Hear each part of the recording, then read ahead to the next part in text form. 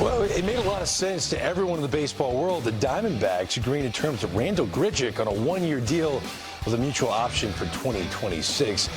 Let's find out if it makes sense for Randall Grichuk, who joins us now on MLB Tonight. Randall, good to see you. You're living in Arizona. This is a good spot for you. The team had a terrific season last year, scored a lot of runs. Tell me why the Diamondbacks was the destination you wanted to return to. Well, first and foremost, thanks for having me. I enjoyed my time in Arizona last year organizationally. The staff was great. The players, the clubhouse was awesome. And I live here. So, being able to stay at home, not have to move for spring training in season, being able to live somewhere in 12 months a year instead of breaking it up into 6 and 4, made the decision easy. Greg, CY here, and Greg and I talk about that all the time. I remember we talked about that with Corbin Burns, about the benefits of not having to pack your bags and being able to live at home, go to spring training, go to the season. It's a beautiful thing. But from the year last year, congratulations first on 10 years in the league. You finished off September as one of the strongest players in the game. The D-backs had a fun ride with the three-way tie for wild card. What did you leave as you reflect on last season from the D-backs that made you want to come back? I felt like, they play the game the right way. It's a well-taught organization. It's, play fundamental baseball and play hard baseball. And, that's kind of where I came up in St. Louis. That's what we touched on. It's refreshing to, get back to the you want to win culture and want to play hard. So, I enjoyed my time there last year and excited to be back for another year. Yeah, it seems like something clicked for you while you're there. Granted, you've been 5 teams. You've had success pretty much everywhere that you've been. But your September last year was one of the highest Septembers I've ever seen. For over 1,400 OPS, 7 homers over your last 21 games. Was it something that you can pinpoint that clicked for you last season that you're hoping to carry over into this year? Yeah, so we were actually in Cleveland. It was August 7th, and I kind of made an adjustment in the cage before the game. Didn't really implement it because I wanted to work on it a little bit more, but I did actually in my third at bat. I just kind of calmed down my hips and hands. Hitting's tough, and doing it day in and day out, and the reps. It's hard to be on the same page every day. Your body's exhausted. You've had a late night flight to an early day, or whatever the case may be. So I tried to simplify by, calming down my lower half and just allowing myself to time up the pitch with my hands. And I felt like I was able to let the ball travel, see the ball better, make better decisions, and elevate the ball more, which for me, I've always been able to hit the ball hard. I've always had a high exit velo, but probably 22, 23, and most of 24, I was putting the ball on the ground way too much. So, as you can see probably from, middle of August to September, I put the ball in the air. I drove the ball and obviously slug and all the other numbers went up. So that's the adjustment that I made then. And, hopefully it can continue into next year. Yeah, the average went up, OPS over 870. It was really a terrific year. You mentioned exit velocity and barrel rate. You're one of the best in the sport for years at that aspect of it. We actually have StatCast powered by Google Cloud numbers to pay attention to this. Your average exit velocity for your career has been above league average. Hard hit rate, same thing. I mean, actually dramatically high. You were hitting the ball so hard last year. So I want to know about two-strike approach. Is there a Randall Grichuk two-strike approach when you're hitting a ball that hard, or do you believe in taking 3 A-hacks in every at-bat? The player that I am now, I like to let the ball travel. But if you would ask me that 10 years ago, I would have said take three gangster hacks and let's see what happens. But right now, I like to, with 2 strikes, let the ball travel. See it deep. I want to use the whole field. I want to be on time with the heater to be able to drive it the other way. I'm not giving up power or exit velo. I'm just giving up direction, essentially, which is, creating less holes, less swing and miss, hopefully better plate discipline. And it's worked the last couple of years. Putting the ball in the air has been a big difference. And then obviously, cutting down strikeouts and, with that 2-strike approach.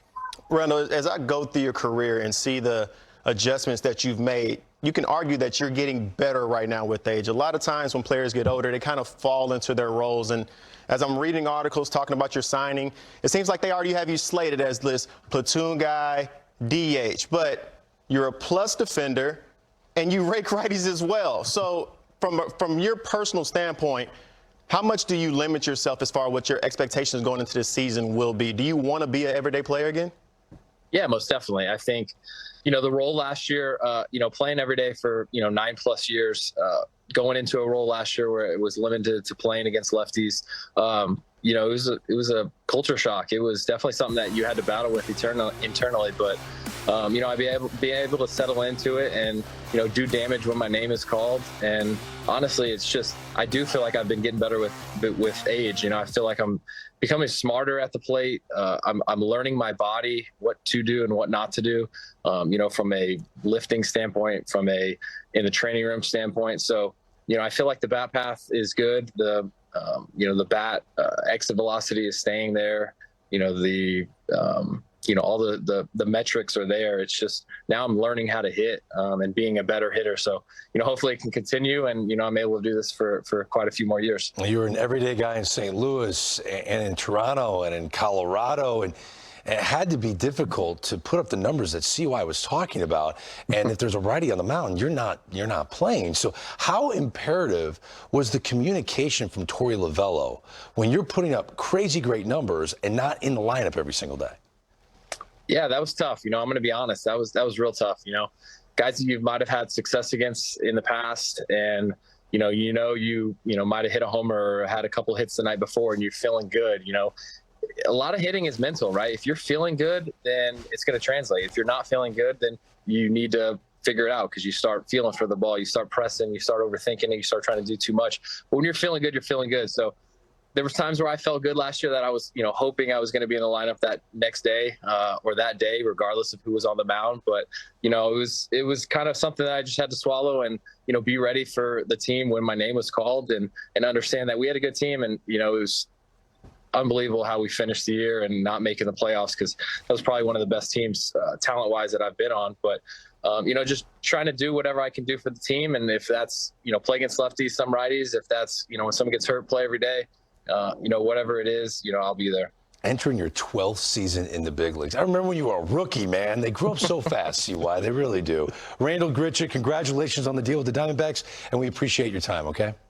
Hey, thanks for having me, guys. Fun catching up with Randall Grichuk. CY, I changed my swing. Yeah, I changed my swing. This is a 3-wood swing. I'm closed off a little bit more. Heavy than draw. normal. Big draw right there. See how your feet are set up right there. I'm going to draw it. Yeah, I've aligned it a little bit differently. I'm drawing the ball a bit more. Hard to be a lefty. Not a single lefty swing you're going to see here. Now, they get the Waste Management Open. Obviously, TPC Scottsdale. It's an incredible event. Dan Plesac is there. He's got all family and friends there. You'll see it all over his social media.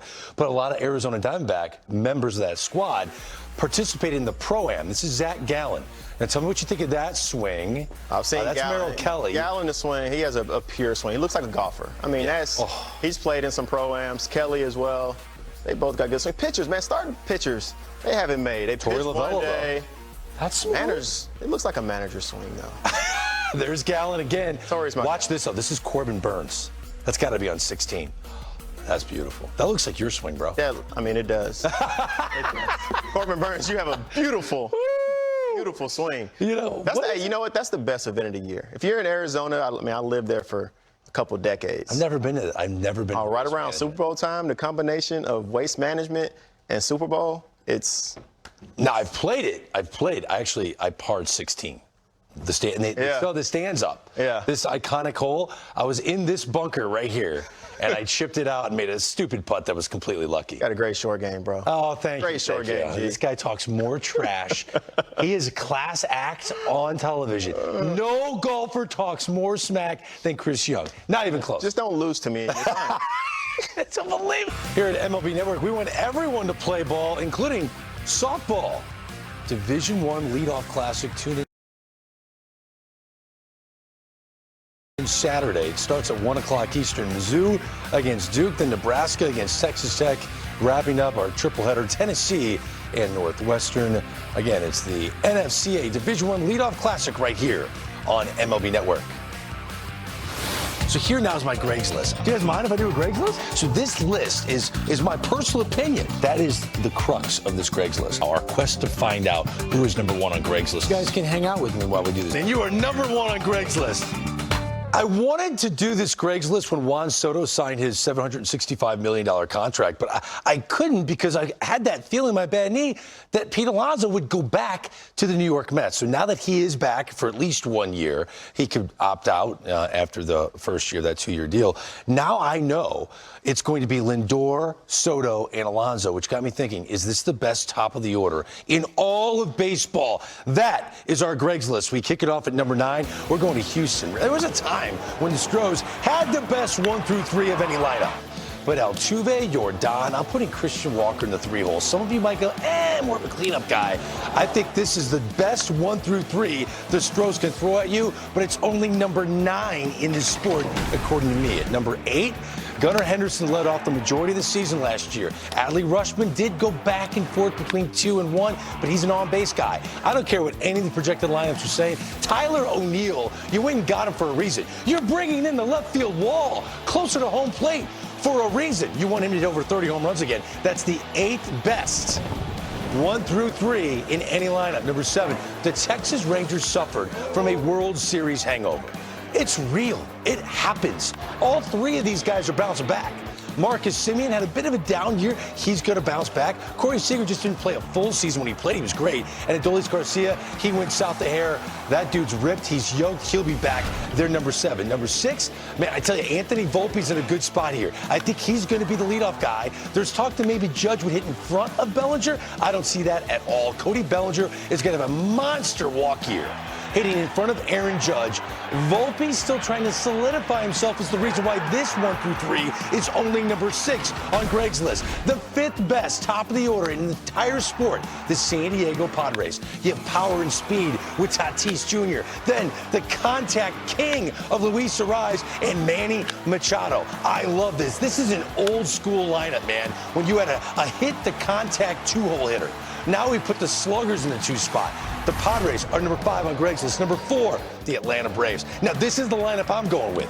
Acuna Jr., who might not open up the season, they're expecting not to. He's going to play over 100 games. I think Jerkson Profar, if he's going to get paid, he's hitting 2nd. And then Austin Riley. You can move Marcelo Ozuna to the 3, maybe Matt Olson, whoever you want. The Braves are number 4, best 1 through 3 lineup in the sport. This is where it gets really good. It's hard to be better than Kyle Schwarber, Trey Turner, and Bryce Harper. This could rival the other 2 top of the orders if Trey Turner finds that magic again, which I think he will this year. I think it's going to be a great season for the Philadelphia Phillies. Those 3, they're the heartbeat. Number 2, the New York Mets. Lindor, Soto, Pete Alonso. If it was Mark Vientos, and I love Mark Vientos, if they did not bring back Pete Alonso, they would not be in the top 5. As much as I love Lindor and Soto, and I love Vientos, Pete Alonso is going to drive in 140, folks. 140. It's the 2nd best top of the order in all of baseball, but the best, and you know it's the best, is Ohtani, Mookie, and Freddie. Remember when they started the season? And they're like, well, Mookie's comfortable in the leadoff spot. He's going to hit leadoff. That went away when Mookie got injured. Shohei Ohtani is a leadoff guy if he can steal over 50 bags. This is as good as we've ever seen. It's the best 1 through 3 of any lineup in the MLB Network era. Ohtani, Mookie, and Freddie. That's number 1, the best 1 through 3 orders in all of baseball. Pete Alonso, the polar bear, coming back, put the Mets at number 2. Chris Young always likes to challenge me on my list. Do I have a glaring omission on this list? You did a good job, Greg. Thank you. I think you had a few teams higher than they should have been. I think your Braves were a little too high. I think your Astros were a little too low. You're moving them closer to number 1. I'm moving them closer to number 1. A team that maybe I will sneak into the number 10 spot, 9 spot would be like the Diamondbacks. A Corbin Carroll, a Marte, potentially, maybe. Josh Naylor, 31 homers. Ketel Marte coming off a monster season, 36-31. I know you naturally want to go to the big market teams, but you got to remember about the middle of the road teams as well, Greg, and make sure you show those guys some love as well. I love those guys. And since you just make up lineups, you just say where I think this person should hit in the lineup. No matter what the team is saying, Greg is saying where he feels like they should play. So I'll play that same game. Okay. I think the Minnesota Twins should have Royce Lewis leading off and Carlos Correa hitting 2nd and Byron Buxton, well, he just hit 3rd. I mean, would you not take this 1, 2, 3? If you knew these guys would be on the field, Greg, are you not putting these guys in your top 6? I would change that lineup. I would put Bucks in the leadoff spot. I would put Royce Lewis second, and then I would put Carlos Correa. 1, 2, 3. I want Bucks and Speed. That's better than half of your list. But we don't know if they're going to play. And then there's one more list that you didn't even think of, and probably one of the best young players in the game, Jackson Churio. Oh, I thought about this one. Did you? This was the just miss list. Well, you should have made a just miss list because people feel like you forgot about these guys. No! Churio, Christian Yelich in the 2 spot. If he's clearly found his swing. William Contreras, great young player. Like Churio and Contreras, these guys are just getting better.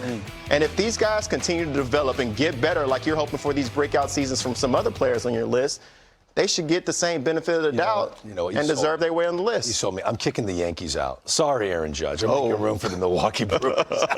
I'm kidding. My list is set in stone. Sorry, CY. We got to take a break. 試合が終わった後のクラブハウスの雰囲気、想像できますか？ドジャースの選手たちが互いにハイタッチを交わしながら、笑顔で語り合う姿が目に浮かびます。大谷翔平、ムーキー、ベッツ、フレディ、フリーマンという最強トリオが並ぶ打線は、まさに破壊力抜群。相手チームのピッチャーたちは、彼らをどう抑えるか頭を抱えているに違いありません。この圧倒的な打線の力が、今シーズンのドジャースの快進撃を支えることは間違いないでしょう。そして、グリチャック選手の話からもわかるように、チームの雰囲気は最高です。アリゾナに戻る決断をしたのも、このチームに勝つための文化が根付いているからこそ、去年の9月、驚異的な OPS1400 超えの活躍を見せた彼が、今年もさらに進化した打撃でチームを引っ張ってくれることが期待されます。特に2ストライクに追い込まれた場面での冷静な対応、これがまた素晴らしい。強く振るだけではなく、相手投手のボールをしっかり見極め、自分のタイミングで打つ。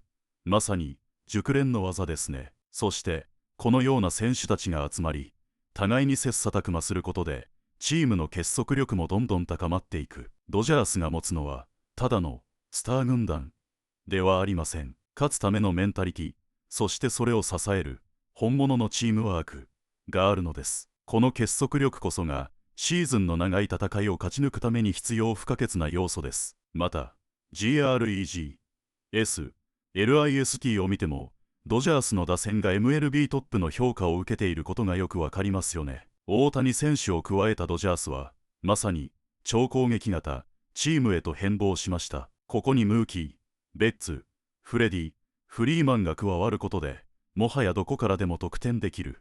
まさに恐怖の打線が完成したわけです。この破壊力、そしてスター選手たちの活躍にワクワクしないわけがありません。そして、ここで重要なのは、私たちファンの応援です。野球はチームだけで戦うスポーツではありません。私たちの声援、期待、そして熱い応援が選手たちの力になります。だからこそ、今シーズンも全力でドジャースを応援し、彼らの戦いを見守りましょう。もし今日の内容が面白かったら、ぜひチャンネル登録と高評価をお願いします。皆さんの応援が今後の動画作成の大きなモチベーションになります。そして、あなたの注目している選手や、今後取り上げてほしいトピックがあれば、ぜひコメント欄で教えてくださいね。さあ、2024年シーズン、いよいよ幕開けです。最高の打線と強固なチームワークを武器に、ドジャースがどんな快進撃を見せてくれるのか、今から楽しみで仕方ありません。これからの戦い、一緒に見届けていきましょう。